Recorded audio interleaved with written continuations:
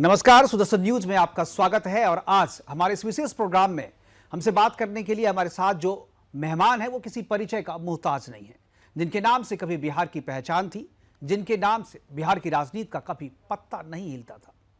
बिहार की राजनीति के पुरोधा भी इस युवा नेता के प्रभाव से अपने आप को अलग नहीं कर पाए थे। एक समय था जब इनका खौफ नेताओं के साथ साथ अपराधियों में भी घर कर गया था। जी हाँ, आप सही सोच रहे हैं, मैं बात कर रहा हूं अपनी बेबाक और बेखौफ अंदाज के लिए जाने जाने वाले पूर्व सांसद और 68 वर्ष के युवा नेता आनंद मोहन सिंह की। 90 के दशक में युवाओं का नायक बन चुके आनंद मोहन सिंह के खिलाफ साजिश तब शुरू हुई जब ये अपनी राजनीति के करियर के उफान पर थे। उत्तर भारत की राजनीति में बाहुबली शब्द ने जिनके नाम से पहचान बनाई, उस बाहुबली को देश का पहला ऐसा नेता बना दिया गया जिसे कोर्ट ने सजाए मौत सुनाई थी। बाद में उस सजा को उम्र कैद में बदल दिया गया, जिसका पूरा जीवन एक मसाला फिल्म की तरह है, जिनके जीवन पर वेब सीरीज तैयार हो सकती है।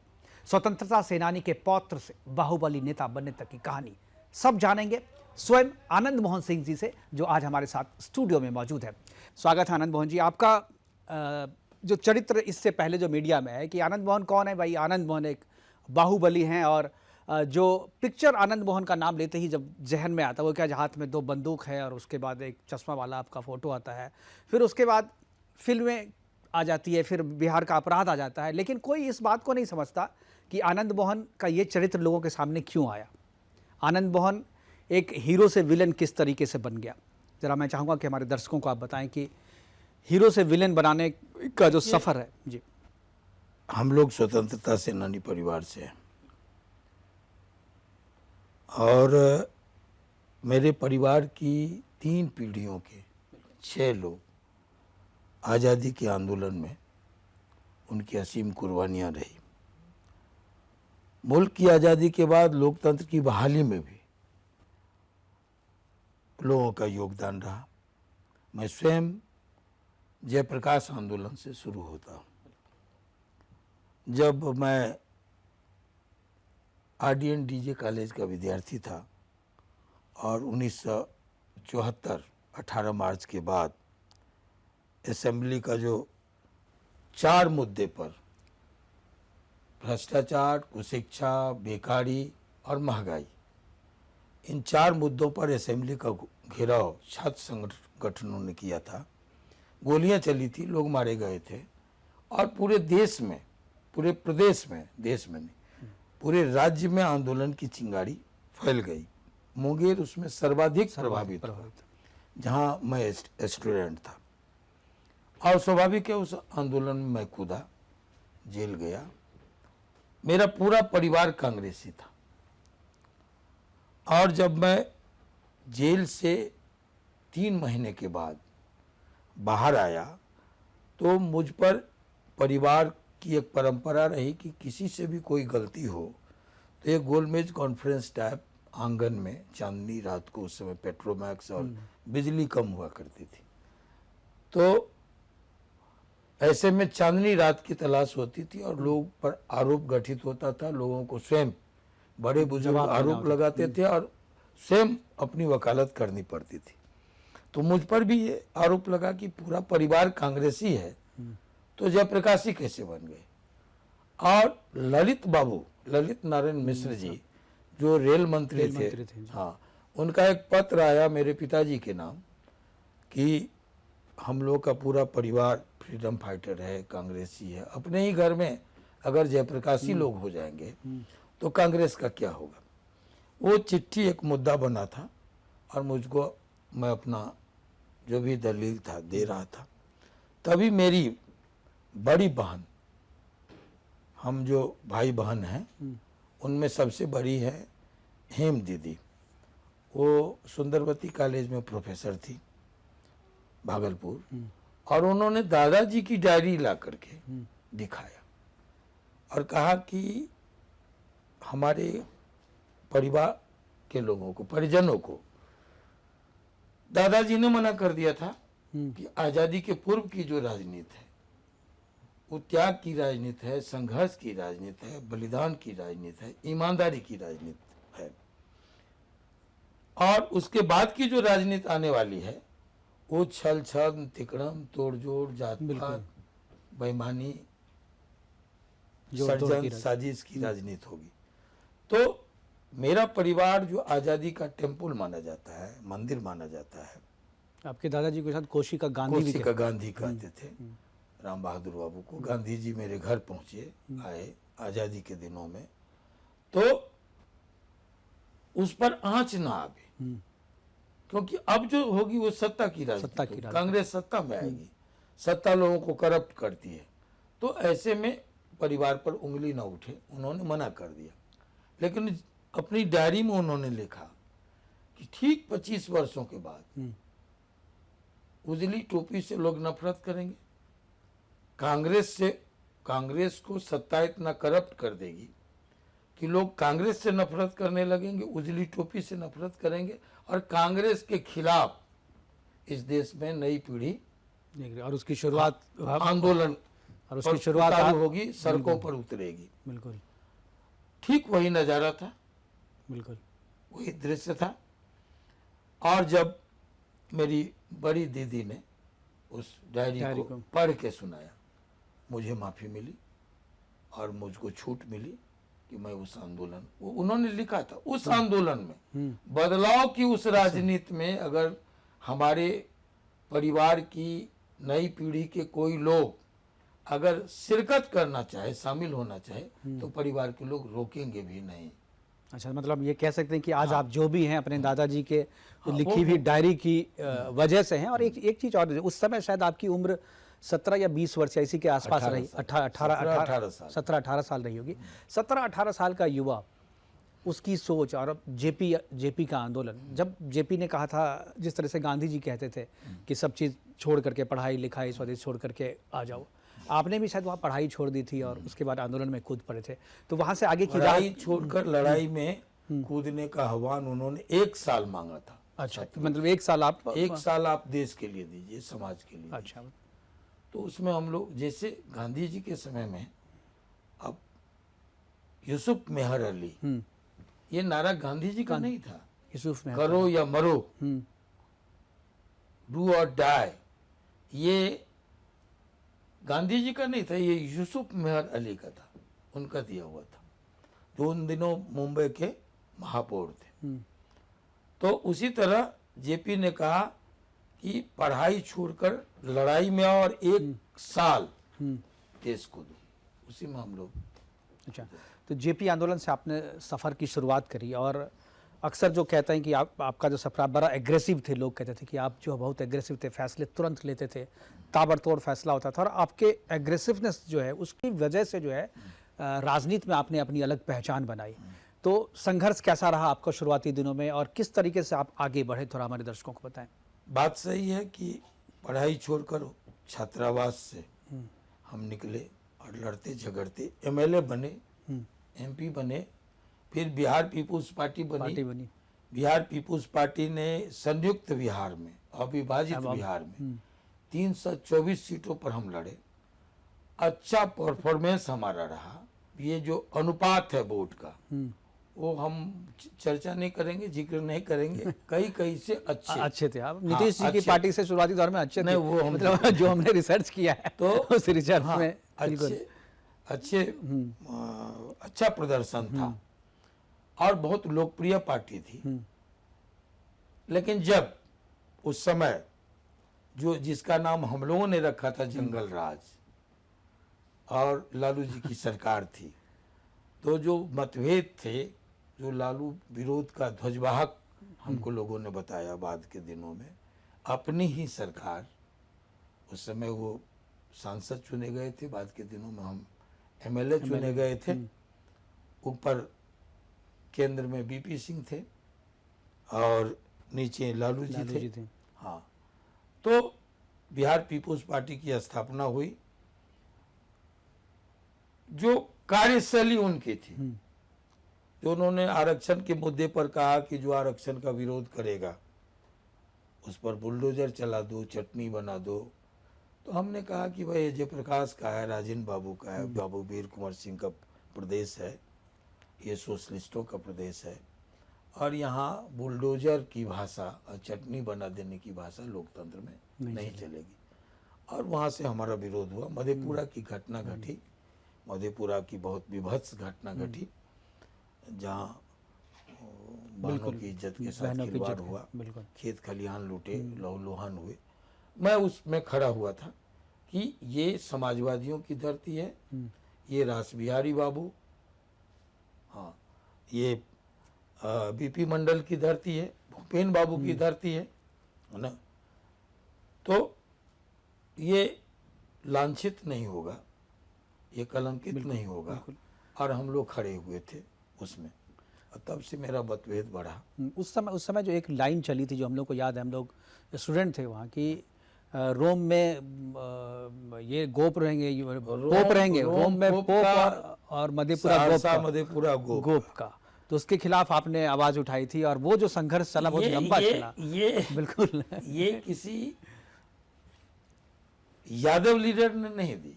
वस्तु स्थिति ये है, किसी यादव लीडर ने ये नारा नहीं दिया।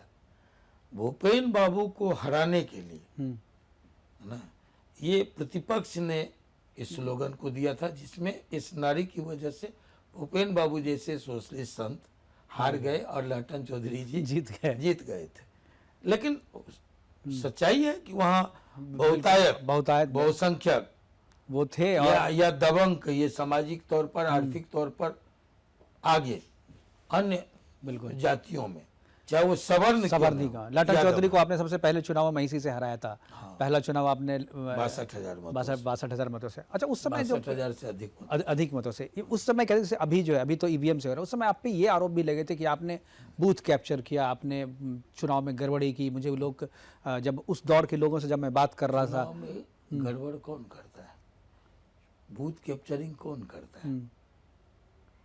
जिसकी सरकार हो, जिसकी सत्ता हो, जिसकी पुलिस हो, जिसको ताकत हो। तो उस समय तो सेकेंड मैन लालू सरकार में नहीं, कांग्रेस सरकार में लालटेन चौधरी जी थे।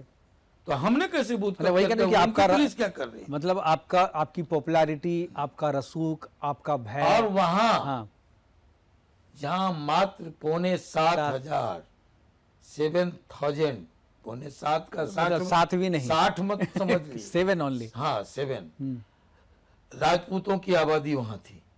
और वहां से आप, जिस समय मैंने लालू जी के प्रादुर्भाव के पहले प्रदेश में पिछड़ों के सबसे बड़े नेता लालटेन चौधरी जी हुआ करते थे, और पिछड़ों दलितों के दम पर, अल्पसंख्यकों के दम पर आनंद मोहन वहां जीत गए 62,000 से ज्यादा मतों से, जो उस समय एक बड़ा मार्जिन माना जाता था। बिल्कुल।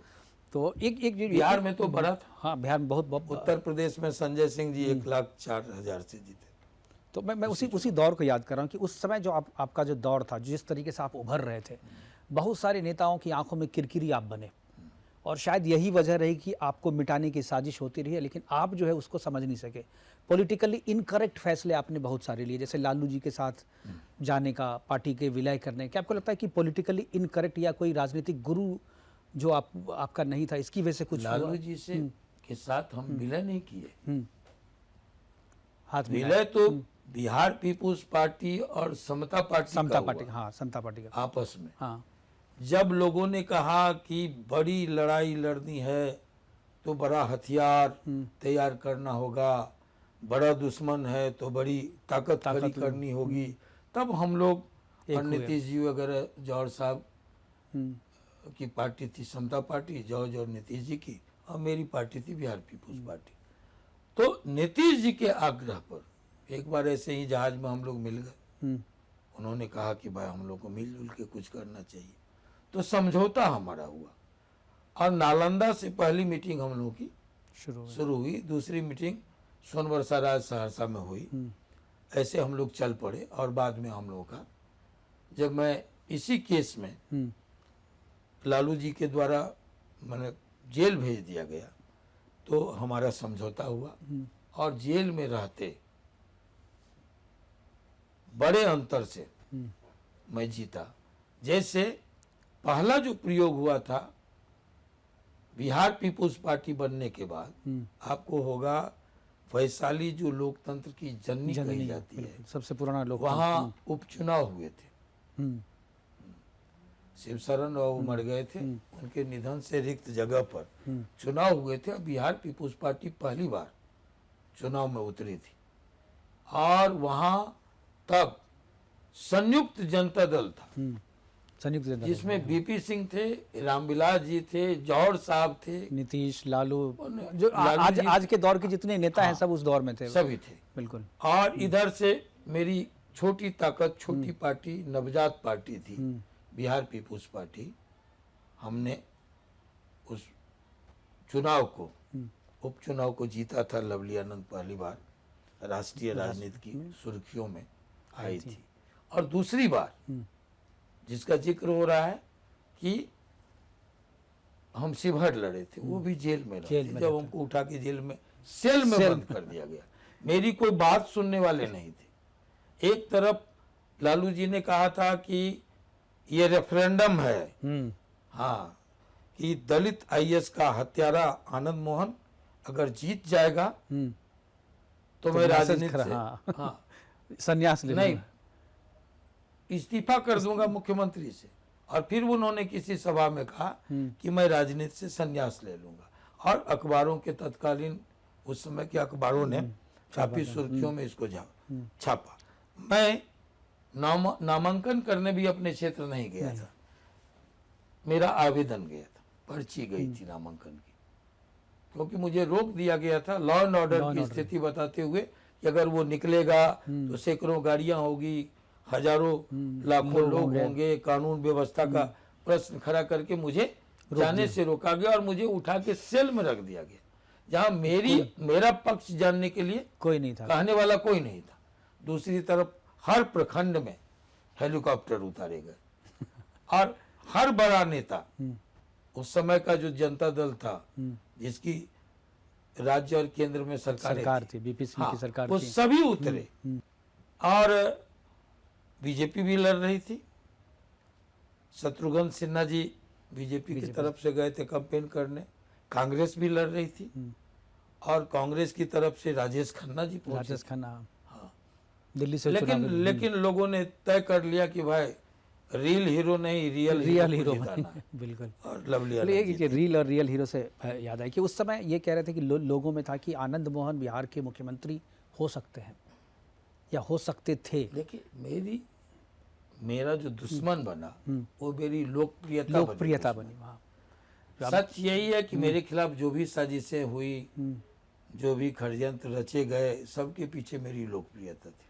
बिल्कुल। तो उस दौरान आपको क्या लगा, जो मैंने आपको लगा कि पॉलिटिकली इनकरेक्ट फैसले कुछ आपसे दिलवाए गए या आपने लिए? नहीं, देखिए, कोई इनकरेक्ट फैसला नहीं, निर्णय लिए जाते हैं, राजनीति संभावनाओं का खेल है। हमारे गुरुजी चंद्रशेखर जी कहा करते थे। अब हमने कोई फैसला लिया तो वो गलत हो गया, लेकिन अटल जी अगर मायावती जी से के साथ मिलकर सरकार बनाते हैं उत्तर प्रदेश में तो सही फैसला होता है। अच्छा, नीतीश जी और बीजेपी बार बार फैसला लेती है, लालू जी, नीतीश जी बार बार फैसला लेते हैं, वो सब सही है ना। अब एक तरफ कल को कहा गया आतंक की महबूबा और फिर जरूरत पड़ी तो कश्मीर में सरकार बनी, ये सभी फैसले अच्छे हैं। बिल्कुल। तो जब जीत जाता है, लोग सफल हो जाता है, तो हर फैसले सही होते हैं। अच्छा, वरना सबके मीन मेख निकाले जाते। बिल्कुल। आपकी जो एक छवि है कि बाहुबली की छवि है, एक दूसरा जो रॉबिन हुड, दोनों की छवि आपके, जब कोई शुरू में जब कहता था बाहुबली आपका, तो एक लगता था कि चलो मैं बाहु बना कर। अभी अगर आपको कोई कहता है कि आनंद मोहन जी तो बाहुबली हैं, इनका बाहुबली का बैकग्राउंड रहा है, तो कैसा लगता है आपको? देखिए, हम राजपूत हैं और राजपूतों को तो बाहुबली कहा ही गया है, इतिहास है।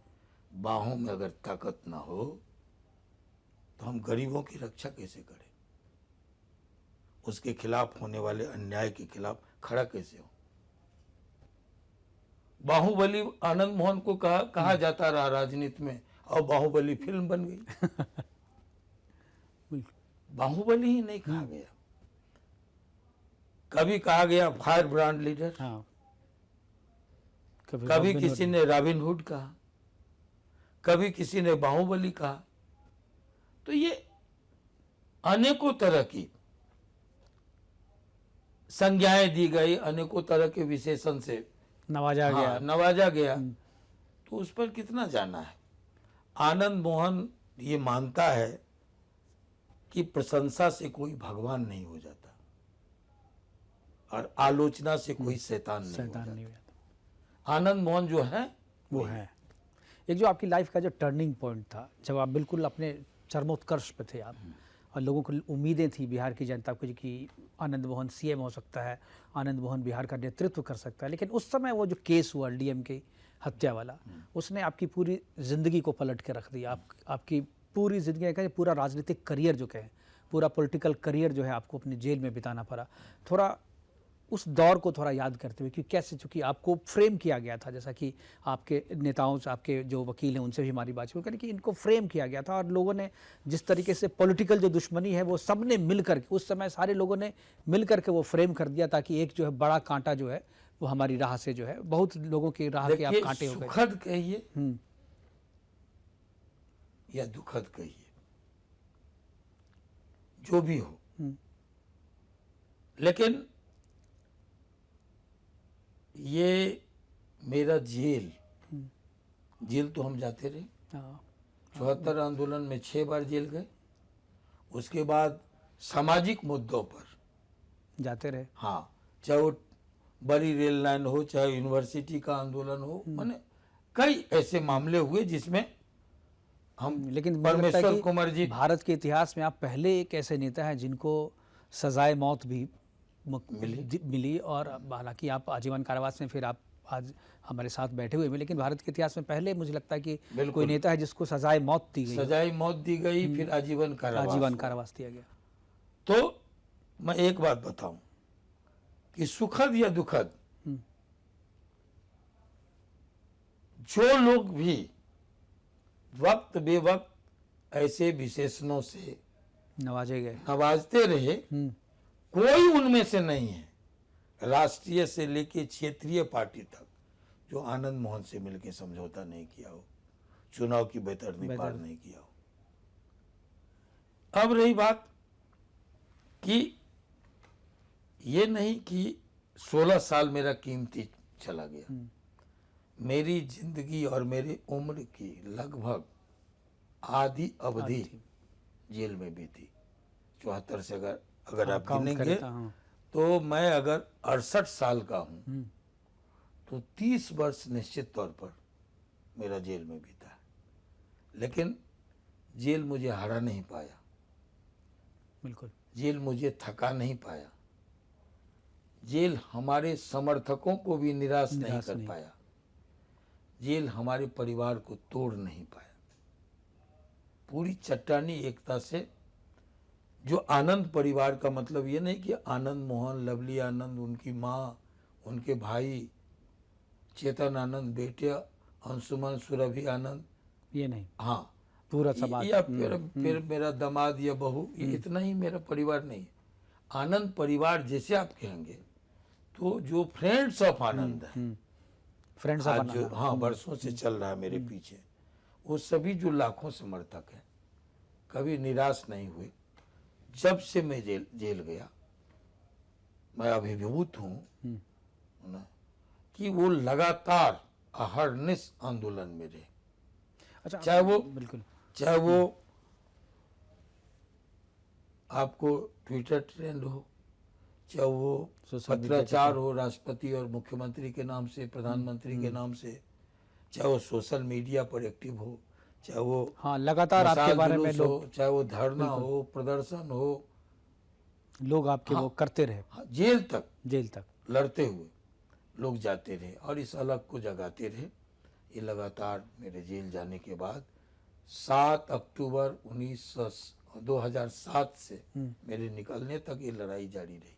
इसलिए मैं बड़ी विनम्रता से अपने समर्थकों का अभिनंदन करता हूँ। अच्छा, ये जो कृष्णैया जो हत्याकांड था जिसमें कि आपको फ्रेम किया गया, क्या आपको लगता है कि जुडिशरी या जो ब्यूरोक्रेट्स या जो पुलिस अधिकारी थे उन्होंने आपके साथ कुछ ज्यादती किया, ये इस पूरे फ्रेम केस को आप कैसे देखते हैं? क्योंकि उधर से जब आप छूट के आए थे तो कृष्णैया की फैमिली से भी जो बयान मीडिया में चल रहे थे, आपको भी पता चला, उन्होंने कहा कि हमारे साथ अन्याय हुआ है, हमें न्याय नहीं मिला, हमें अधूरा न्याय मिला है। और दूसरी तरफ आपका प्रसंग है, सारे गवाह आपके पक्ष में, कोई भी आपके विरोध में नहीं, फिर भी आप जेल में, फिर भी आपको आजीवन कारावास, फिर भी सजाए मौत। देखिए, ये हिंदुस्तान की पहली घटना है जो भीड़ द्वारा की गई हत्या में 34 लोग आरोपी, 3,500 लोगों को एक्यूज बना, 34 प्रत्यक्ष बाकी और 3,500 अज्ञात। वो अज्ञात छूट गए, प्रत्यक्ष जो 34 थे वो छूट गए, उसमें से 27 छूट गए। एक ही आरोप में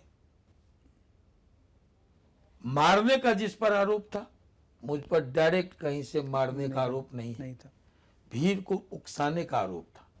इस देश ने देखा है कि भीड़ को उकसाने, और वहां भी हत्या हुई थी, वहां भी लोग की मौत हुई थी। कहा गया कि ऑडियो स्पष्ट नहीं है, वीडियो धुंधला है, और लोग छूटे। लेकिन आनंद मोहन के मामले में जो 34 लोग आरोपित किए गए, वो सभी बरी हो गए। पूछना ये होगा सिस्टम से कि 135 सशस्त्र पुलिस क्या कर रही थी, 2 एसडीओ, 2 डीएसपी और 6 आधा दर्जन एएसआई और एसआई, सब इंस्पेक्टर और इंस्पेक्टर जो सशस्त्र थे, वो क्या गोलियां गिन रहे थे जब डीएम मारे गए? स्पॉट पर हम लोगों को पकड़ा क्यों नहीं गया? क्यों हम हाजीपुर में पकड़े गए वायरलेस के द्वारा? अगर वायरलेस से ही पकड़ाना था तो तुर्की में वायरलेस था, बिल्कुल, गरोल में हाँ, उस रास्ते भगवानपुर में वायरलेस था, सराय में वायरलेस था। हम बताए जाते हैं कि 4:15 पर हम भीड़ को उकसा रहे हैं, और 4:28 पर हाजीपुर के रेलवे गुमटी पर गिरफ्तार किए जा रहे हैं। यहाँ एक डीएसपी और एसडीओ कह रहा है, एफआईआर कर रहा है कि 4:15 बजे ये भीड़ को उकसा रहे थे, और वहां एक डीएम और एसपी हमको 4:28 पर गिरफ्तार करता है। आप बताइए, उन दिनों जो गड्ढे में सड़क है या सड़क में गड्ढा पता नहीं था, बिहार बदनाम था।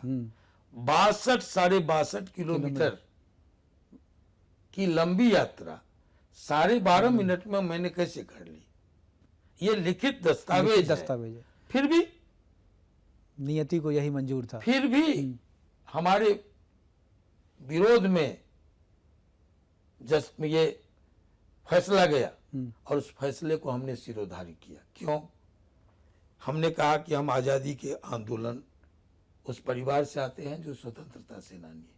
आज़ादी और लोकतंत्र की बहाली में बड़ी योगदान रहा। मैं खुद लोकतंत्र का जो कानून बनाने वाली संस्था है राज्य और देश में, उसके मेंबर रहे।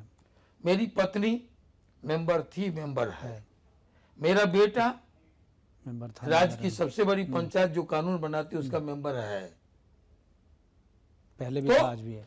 जब आप कानून बनाते हैं दूसरों के लिए, एक बार वो कानून खुदा न खास्ते गलती से आपके विरोध में पड़ जाए, तो आप उसका विरोध आप विरोध कैसे करेंगे? इसलिए ये पूरे सिस्टम और न्यायपालिका का विरोध होता। आनंद मोहन ने अदब से झुककर न्यायपालिका के फैसले को स्वीकारा है। और हम 14 वर्ष नहीं, आजीवन कारावास का मतलब होता है 14 साल। हम 16 साल जेल काट के आए हैं। बड़ी चिल्पों मचा, हंगामा हुआ, कानून में बदलाव लाया गया। ये कानून बिहार को छोड़ के कहीं था क्या? हमारा संविधान जिसकी मूल आत्मा बराबरी की है, समता पर आधारित है, वो बताता है क्या कि चपरासी मरेगा तो अलग कानून होगा, और कलेक्टर मरेगा तो अलग कानून होगा, रिक्शा चालक मरेगा तो अलग अलग सजा होगी, और राष्ट्रपति मरेंगे तो अलग सजा होगी? एक रूपता सुप्रीम कोर्ट ने कहा है। मैं जब आपकी मीडिया को छोड़ के, ये चैनल को छोड़ के देश का कोई कोई चैनल चैनल था कोई नहीं था। जो सबों ने एक तरफा चलाया कि कानून में बदलाव ला करके आनंद मोहन को छोड़ दिया गया? ये एक तरह से गैर कानूनी रिहाई बताई गई। मैं आपको पूछता हूं, अब देखिए, कोई जाए और देखे, ये सुप्रीम कोर्ट के फैसले को पेस्ट करके हमको छोड़ा गया, हाई कोर्ट के 3-3 फैसले को पेस्ट करके छोड़ा गया।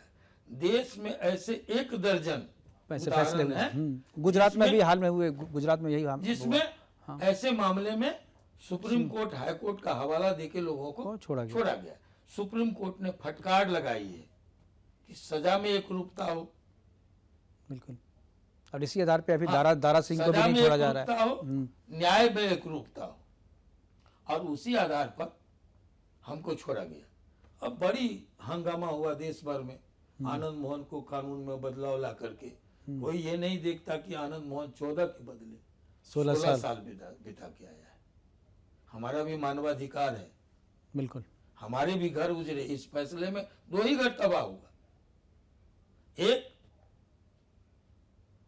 श्रीमती जी कृष्णैया का, उमा कृष्णैया का, और दूसरा लवली आनंद का। 2 ही के बच्चे टूअर हुए। हाँ, मुझे याद है। लेकिन एक तरफा लोग देख रहे हैं हमारी वेदना को, हमारी कठिनाई जबकि को, कहीं से भी हमारी डायरेक्ट परेशानी को इन्वॉल्वमेंट कोई आपका कहीं भी साबित नहीं हुआ, फिर भी आपने 16 साल जेल में था। आपने लवली जी का जिक्र किया है तो सुप्रीम कोर्ट स्वयं कहता है कि ये रेयरेस्ट नहीं है। सुप्रीम कोर्ट कहता है, सुप्रीम कोर्ट कहता है ये प्रायोजित नहीं है, सुनियोजित नहीं है, फिर भी आकस्मिक घटना है। सुप्रीम कोर्ट कहता है ये ऑन ड्यूटी, जो कहा गया ऑन ड्यूटी मारे गए आईएएस, ऑन ड्यूटी वो कहाँ होता, कहाँ के डीएम थे? गोपालगंज के। आप रास्ते में कहाँ मारे गए? मुजफ्फरपुर और वैशाली के रास्ते में। वो रूट भी नहीं था। ये आज तक रहस्य है जो उस रूट से क्यों आए। गोपालगंज, अगर पटना से कोई जाएगा गोपालगंज तो हाजीपुर के तब गोपालगंज जाएगा। वो उधर से क्यों गए? ये क्यों गए उस दिन जब वहां का डीएम एसपी नहीं निकल रहा था अपने घरों से, अपने दफ्तर से, तो ये कैसे चले गए उस भीड़ में? ये बहुत बड़ा सवाल है। मुझे लगता है और लवली आनंद उठाती रही कि सीबीआई की जांच हो कि गोपालगंज का डीएम उस दिन मुजफ्फरपुर क्यों गया। न कारखाने में तूती की आवाज, कोई सुनने के लिए तैयार नहीं। लेकिन सुप्रीम कोर्ट ने कहा है ये ऑन ड्यूटी नहीं, ऑन वे है, और ये आकस्मिक है, प्रायोजित नहीं है, और हम पर कोई इल्जाम मारने का नहीं है, उकसाने का है, भीड़ को उकसाने का है। फिर भी चिल्पो हो रहा है। हमको फांसी की सजा हुई उकसाने पर, हमको आजीवन कारावास हुआ, 14 के बदले 16 साल काटा है, फिर भी लोग हंगामा कर रहे हैं।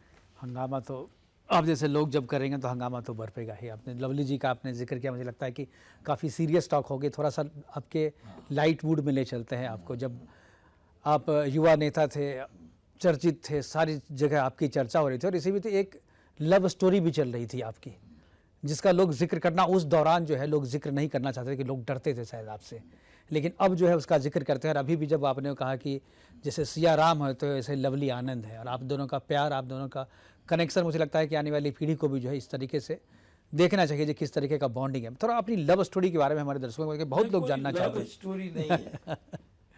बैकग्राउंड में आजादी का आंदोलन है। राम बहादुर बाबू, जिनको श्रद्धा से, प्यार से लोग कोसी का गांधी कहते थे, वो मेरे दादाजी, और लवली आनंद जी के दादाजी रामेश्वर बाबू, दोनों मित्र हुआ करते थे आजादी के आंदोलन में। और ये इच्छा कि दोनों परिवार मिले, संबंधों से जुड़े, ये बड़ा वजह रहा हम लोगों की शादी के पीछे। हाँ, लवली जी की बड़ी बहन नूतन सिंह जी हमारी मामी होती है रिश्ते में। माँ और मामा जी, उनके हस्बैंड दोनों, जो आज हमारे साड़ू हैं ना, बड़े साड़ू हैं, दोनों मौसेरा भाई बहन है, तो एक स्वाभाविक है कि हमारा हाँ, तो आना जाना आना जाना था, है ना। लेकिन ये कोई लव स्टोरी नहीं है ना। लेकिन एक परसेप्शन लोगों का माँ बना जब हुआ है। हाँ जब मेरे ऊपर एक बार मुकदमा हुआ कांग्रेस शासन में, तो 4 लाख से ज्यादा की भीड़ आई थी पटेल मैदान सहरसा में। बीबीसी ने जिक्र किया था उस समय का, रविवार ने पहली बार रॉबिन हुड कहा था। हाँ, मुझे। वो एसपी सिंह जी थे, हाँ, एसपी सिंह जी आज तक को स्थापित किया। हाँ बाद में आज तक वो स्थापित किए। उस समय आधे घंटे रविवार के संपादक थे। हाँ, और नवेंदु जी थे शायद उस हाँ, समय। संजय जी थे, हाँ, संजय जी, yes। संजय जी वो गए थे हाँ, वो गए थे। रिपोर्ट करने के लिए मेरे ऊपर। तो रॉबिन हुड उस समय से चस्पा हुआ, 4 लाख से ज्यादा लोग आए थे। मेरी माँ उसी घूमने के क्रम में 1 लाख से ज्यादा औरतें आई थी। अच्छा, तो माँ मेरी घूमने के क्रम में जब लवली जी के पैतृक गांव गई, तो उन्होंने एक तरह से मन ही मन बहू पसंद कर लिया। और लवली आनंद जब आई, मेरे लिए जो प्रदर्शन हुआ सहरसा में, उसमें शामिल होने आई 100 परिवार। हमने कहा कि 1 लाख से ज्यादा लोग आए थे। मेरा बेटा कैसा हो, आनंद मोहन जैसा हो, मेरा भाई कैसा हो, आनंद मोहन जैसा हो, ऐसा कहते हुए। तो उसमें उस भीड़ का हिस्सा लवली आनंद भी थी। और माँ ने जो कुछ बोल दिया, मैंने लवली जी की माँ से बाद में समझन दोनों हुई कि ये हमें पसंद है बहू के लिए, आनंद मोहन के लिए। तो वो पूरा उस दिन का कार्यक्रम हाँ, अंदर खाने एक न्यूज रहा। लवली आनंद को देखने के लिए लोग कि कौन आनंद मोहन की पत्नी होने वाली पत्नी है। यही कहानी है, कोई लव स्टोरी नहीं। मतलब जैसा वैसे अगर आप पे आज फिल्म बने, मुझे लगता है जो डायरेक्टर जो है या प्रोड्यूसर है इस बात की छूट लेंगे कि 1-2 गाने हो जाए इसमें और थोड़ी सी लव स्टोरी भी कुछ दिखाई दे जाए। एक जो तो माशाल्लाह चाहिए। बिल्कुल, एक तो ये तो प्यार वाली मोहब्बत वाली बात हुई। एक जो राइवलरी की बात जो पप्पू यादव के साथ आपकी आती थी, थोड़ा उसके बारे में दर्शकों को बताएं कि पप्पू यादव कुछ नहीं है। देखिए, हम सिस्टम से लड़ रहे थे और लोग आगे कर दे रहा था किसी और को, अच्छा, लड़ाई को डाइवर्ट करने के लिए। जब मैं कांग्रेस शासन में लड़ रहा था, तो कि भाई ये व्यक्तिगत लड़ाई है ना, ये तो किसी किसी को सामने लाके खड़ा करता था कांग्रेस भी अपने जमाने में ना, कि ये प्रतिस्पर्धा कुछ और है ना, व्यक्तिगत लड़ाई है। तो सामने किसी पहलवान को लाके खड़ा कर दिया, मैं साइड करता था और मैं व्यवस्था से लड़ता था, सरकार से लड़ता था। उसी तरह जब लालू जी से मेरी लड़ाई हुई, तो जानबूझ के 1-2 पहलवान, अकेले वो ये नहीं थे, और लोग थे, मैं जिक्र नहीं करूंगा, है ना, उन लोगों को सामने ला खड़ा करता था। ये लड़ाई इन लोगों की है, सरकार से नहीं है, हमसे नहीं, व्यक्तिगत हम इसको टाल देते थे यूं। एक बार भी कभी मतलब एक चीज के लालू जी आमने सामने कोई लड़ाई नहीं हुई आज तक दोनों का और एक बार जब आमने सामने हुई, तो लोगों ने देखा कि हेलीकॉप्टर से उठा करके उनको 3 जिले की पुलिस जाके उनको उठा के लाई। तो हमारा नहीं है वो, हमारा देखिए व्यक्तिगत लाइफ में जो बात है वो हम उनसे बड़े हैं। हाँ, तो एज में बड़े, एज में 10-12 साल बड़े हैं और मेरे अनुजवत है, कभी कोई डिफरेंस ऐसा नहीं रहा। लेकिन बाद में जो वो समझा इस बात को कि हमको इस्तेमाल किया जा रहा है, तो हमसे व्यक्तिगत मिलके अपनी शादी में हमको इनवाइट किया। अच्छा, हाँ, हाँ, उनकी भी लव स्टोरी थी। इनवाइट किया और इनवाइट करने के बाद, हालांकि हम जा नहीं पाए, उन्होंने कहा कि आप अगर मुक्त कीजिए तो मैं व्यवस्था से लड़ूं।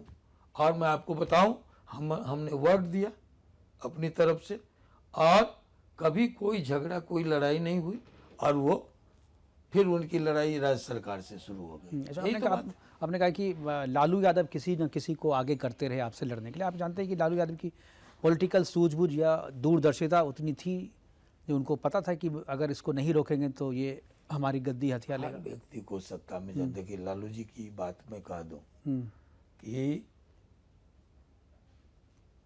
लालू जी स्टार्ट हुए प्रचंड पिछड़ावाद से।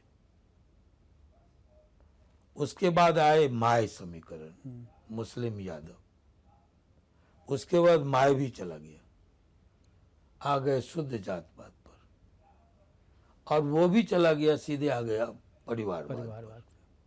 तो पिछड़ावाद से शुरू होकर परिवारवाद पर उनकी लड़ाई आई। वो ऐसा व्यक्ति विलक्षण प्रतिभा के धनी थे। अगर किसी व्यक्ति को सत्ता होती है हाथ में तो लोकप्रियता नहीं होती। अगर कोई लोकप्रिय है तो सत्ता तो नहीं। सत्ता नहीं। उनके पास दोनों। लालू जी विरल पुरुष थे बिहार के, जिनके पास सत्ता भी थी और लोकप्रियता भी थी, और उनको इतिहास पुरुष होना था। वो कहाँ चुके वो अपनी समीक्षा स्वयं करें। बिल्कुल, इंटरव्यू को ख़त्म करने का समय हो रहा है, लेकिन लग रहा है कि बातचीत इतनी इंटरेस्टिंग चल रही है, मतलब लंबा चले तो शायद घंटे भर चले। एक चीज़ पर मतलब बिहार की राजनीति में जितने नेता हैं, रामविलास पासवान है, नीतीश कुमार हैं, लालू जी हैं, शरद यादव, हालांकि बाहर से आए थे लेकिन शरद यादव, मैं चाहूँगा कि छोटी छोटी टिप्पणी इन नेताओं पर आप अपनी करें। नीतीश कुमार से शुरू करके। नीतीश जी सब कुछ के बावजूद ये नहीं कि आज उनसे हमारे अच्छे संबंध हैं, उनके पास विजन है, और सबसे उनकी जो खूबी है वो व्यक्तिगत लाइफ में बहुत ईमानदार है। बिल्कुल, कोई आज तक कोई आरोप नहीं, कोई दाग आरोप, नहीं। कोई दाग। वो बेदाग नेता है और विजन वाले नेता है, और इसलिए बिहार को पटरी पर लाके, है ना, बेपटरी होती व्यवस्था को उन्होंने पटरी पे लाया। बिल्कुल, व्यवस्था बेपटरी थी, उसको पटरी पर लाकर सजाने संवारने में जो योगदान उनका रहा, वो आने वाली पीढ़ी भी याद रखेगा। चिराग पासवान के बारे में क्या कहेंगे? अब नई पीढ़ी के लोगों को मैं इतना जरूर कहूंगा, थोड़ा लोभ संवरण करें, और सब भविष्य उज्जवल है सबका, चाहे वो तेजस्वी जी हों, चाहे वो चिराग जी हों, चाहे हमारा मुकेश जो सहनी बेटा है, है मुकेश सहनी है, चेतन आनंद है, चेतन। हाँ, अब हम चेतन के बारे में सबको यही कहेंगे कि भाई कुछ शिकायतों की तरफ ध्यान दे, हम पर या किसी पर। नीतीश कुमार पर कहाँ ये आरोप लगता है कि वो टिकट बेचते हैं, बाकी सब पे क्यों लग जाता है? बिल्कुल, लेकिन अगर ये कहीं से धुआं उठ रहा है तो आग होगी। आग होगी। बिल्कुल, बिना आग के मैं कहूंगा अगर ये लोभ संवरण कर जाए तो बहुत तो आगे भविष्य इनका है। चेतन आनंद के बारे में बताइए, अपार्ट फ्रॉम योर सन। देखिए, मैं एक बात कहूंगा कि बैसाखी के दम पर जिंदगी का रेस जीता नहीं जाता।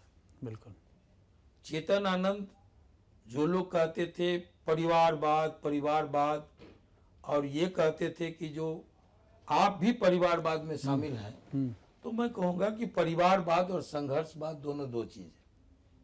हम सत्ता में हैं, पावर में हैं, बिल्कुल, पावर में पैसा वाले हैं, पावर और पैसा के दम पर अपने अकलूल बकलूल ढकलूल, हाँ, किसी को भी हाँ, प्रमोट कर सकते हैं।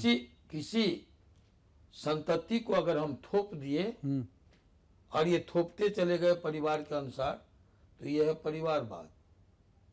लेकिन काबिल अगर अपनी काबिलियत पर, अपने दम पर कोई अपना राजनीतिक विरासत को बचाता है तो वो और जीत के आता है, तो वो संघर्षवाद। बिल्कुल, संघर्षवाद और परिवारवाद में अंतर है। संघर्ष, परिवारवाद हमने कहा कि क्या है, संघर्षवाद है जैसे राणा सांगा लड़ा, बिल्कुल, ठीक है, राणा उदय सिंह लड़े, महाराणा प्रताप लड़े, और फिर उनका बेटा अमर सिंह लड़ा, तो यह है संघर्षवाद। आनंद मोहन जी का दादा लड़ा, आनंद मोहन का, राम बहादुर बाबू बाप लड़ा, पद्मानंद सिंह ब्रह्मचारी जी, सच्चिदानंद सिंह जी, मैं लड़ा जेपी आंदोलन में। बिल्कुल, अब आपका परपोता, उनका परपोता और अगर मेरे जेल में रहते, हाँ, सबसे बड़ी बात यह है कि आपकी हाँ, आपकी अनुपस्थिति में अगर हमारी विरासत को कोई बचा लेता है, छीन लेता है, सामने आता है, तो संजोता ये है। परिवारवाद नहीं, ये संघर्ष। संघर्षवाद है। एक और चरित्र जो आपके जेल में रहते, जो हम लोग के सामने आया था, एक लेखक और कवि का। ये प्रतिभा तो किसी के सामने आई नहीं थी कि आप, जब आपकी पहली किताब आई, जो कि आज संसद भवन की लाइब्रेरी में भी है और सीबीएसई में पढ़ाया जाता है, तो ये चमत्कार कैसे हुआ? ये चीज़ क्यों नहीं लोगों की? मैं पहले से लिखता रहा, लोगों का ध्यान तो हमारे बंदूक पर जाता था, बिल्कुल, हमारी ताकत हाँ, पर। कलम लोग देखे हाँ, नहीं। लेकिन कोई ये नहीं जानता है कि आज में मेरा आलेख छपता था। हाँ, सही में नहीं उस जानते समय न भारत टाइम्स हाँ। मेरा कोई देखता भी हो तो लगता है कि दूसरे आनंद मोहन होंगे। मेरा गिरीश चंद्र मिश्र जी थे, हाँ, हिंदुस्तान जब के संपादक, संपादक, हाँ, वो सीरीज में हमारा निकालते थे, सीरीज में। और ये बातें नहीं आती थी। उसके बाद आपको देखिए कि हाँ, जेल में बड़ा गंभीर लेखन किया आपने। देखिए, जब व्यक्ति तन्हा होता है, जब बाहर होता है, तो आम लोगों के बीच रहता है, चलना उठना बैठना, व्यस्तता, ये सारी बातें। तब लोग बाहरी दुनिया को देखता है, बाहरी दुनिया में उन्हें भुलाया रहता है। लेकिन जब लोग तन्हा रहता है, जेल में रहता है, तो अपने अंदर झांकता है। और जो व्यक्ति जितनी गंभीरता से, गहराई से अपने अंदर झांकेगा, बातें उतनी गहरी निकलेगी और गंभीर बाहर निकलेंगी। मैंने जेल जीवन को सकारात्मक रूप में लिया, इसलिए हम हार नहीं माने। बिल्कुल। योगा, व्यायाम, बैडमिंटन, वॉलीबॉल, खेलकूद, वाद विवाद प्रतियोगिता जेल में आयोजित करना, जेल का सौंदर्यीकरण, वो सारा करते रहे जेल आप का उस दौरान। अनुशासन कैसे, ये सुपरिंटेंडेंट लिखा मेरे बारे में कि अनुशासन में, सौंदर्यीकरण में, खेल कूद में, सब में आनंद मोहन जी की भूमिका रही। जेल के संचालन में उन्होंने लिखा है, एक सुपरिंटेंडेंट ने कई जितने भी आए सभी। तो ये लोगों ने, आईजी ने दिया है परिहार, एक आईजी ने नहीं, कई आईजी, है ना, वो आकर के देख के गए लोग। तो जहां भी रहे, एक नहीं कि सहरसा रहे, जिस भी जेल में रहे, पूर्णिया रहे, तो उसको सुधार दिया, पिकनिक स्पॉट बना के आए 4 महीने में।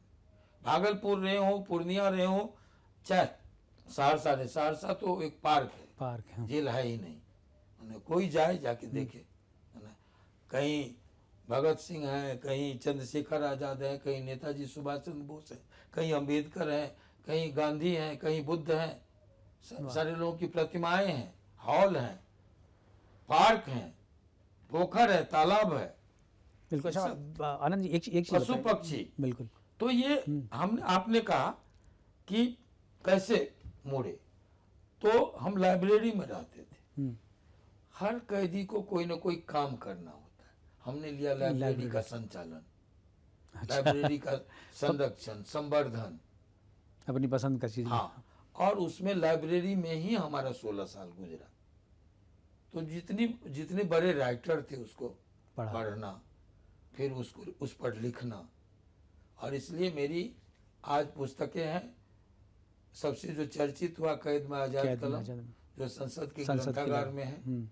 उसके बाद जो राजकमल जैसे मानक साहित्य के मानक प्रकाशन से छपा, स्वाधीन अभिव्यक्ति, फिर निकला गांधी कैक्टस के फूल, फिर आया आपको पर्वत पुरुष दशरथ कहानी, ना, जो सीबीएसई में पढ़ाया जा रहा है। सीबीएसई में आज पढ़ाया जा रहा है, मधुलिका, हाँ, वो जो रेफरेंस बुक जो है, उसमें आया, और बड़े बड़े राइटरों के साथ, सुमित्रा नंदन पंत, रामधारी सिंह दिनकर, शिवमंगल सिंह सुमन। मैं सही बताऊं, मेरी बेटी पढ़ रही मधुलिका, आपकी कहानी भी मैंने पढ़ी, लेकिन ये वो आप ही आनंद मोहन है, ये आज मैं जाना हूँ। क्योंकि वो कहानी हमारी बेटी पढ़ती थी मधुलिका सीबीएसई में, लेकिन ये आनंद मोहन की कहानी भी हमने पढ़ी, लेकिन ये यही आनंद मोहन है। लेखक का परिचय भी है पीछे। हाँ, नहीं वो तो कहानी हम लोग पढ़ा, ये पढ़े हमने। तो चलिए, तो ये एक बात मैं बताऊं, बापू सभागार में मेरी गांधी पुस्तक का भी मोचन था। सारे कलाकार आए मुंबई से, नामी गिरामी साहित्यकार आए, पॉलिटिशियन आए, सब आए। मेरी बेटी सुरभि आनंद जो वकील है अभी, तो उसकी 2-3 मिनट का भाषण एक हुआ। उसने कहा, एक उदाहरण दिया, मैं नाम भूल रहा हूँ, यूरोप के एक राइटर का, कि बहुत नामी प्रख्यात राइटर जब जेल गया पत्नी के प्रताड़ना के मुकदमे में या हत्या के मामले में, तो वहां वो विक्षिप्त हो गए, पागल हो गए। और मेरे पिताजी जब मृत्युदंड की सजा पाकर के जेल गए तो वो राइटर हो गए। Very good. तो मेरी बेटी का ये भाषण है। तो बिल्कुल, ये सब इसलिए हुआ कि हमने सकारात्मक सोचा, कभी आप नेगेटिव नहीं कभी, हाँ कभी। बिल्कुल। धन्यवाद आनंद जी, आनंद मोहन जी हमसे बात करने के लिए, और इतनी लंबी चर्चा। और आज मुझे लगता है कि आज आनंद मोहन जी के बारे में जितना हम लोगों ने जाना, अभी चर्चा और भी लंबी हो सकती थी। और अगर कहें कि अगर बॉलीवुड या हॉलीवुड का कोई अगर फिल्म बने, तो जिस तरीके से शुरुआत हुई थी और जिस तरीके से जेल से निकलने के बाद, जेल जाने के बाद फिल्म अंत हो जाता है, दूसरी फिल्म आती है। लेकिन मुझे लग रहा है कि आनंद मोहन जी वो करैक्टर है हमारी लाइफ के, जिनसे लोगों को सीखने की ज़रूरत है। क्योंकि इनका जो दूसरी जो इनकी लाइफ है, दूसरा जो कह सकते हैं कि बाहुबली 1 हम लोगों ने देखा, बाहुबली 2 की जो है जेल से बाहर आने के बाद जो इनकी लाइफ, दूसरी पाली जो है इनकी, ये उतनी ही ज़्यादा आकर्षक, उतनी ही ज़्यादा संघर्षशील और उतनी ही ज़्यादा एक संदेश देने वाली है। और मुझे लगता है कि आनंद मोहन जी की ये जो दूसरी पारी है वो पहली पारी से भी ज़्यादा जो है उत्साहवर्धक, और मुझे लगता है जिस तरीके से पॉजिटिविटी की बात ये कर रहे हैं कि दूसरी पारी में ये उतने ही पॉजिटिव रहे और समाज को उतना ही दें जितना इन्होंने पहले दिया है। मैं इनके अच्छे भविष्य की शुभकामनाओं के साथ इस इंटरव्यू को यहीं पर ख़त्म करता हूँ। धन्यवाद।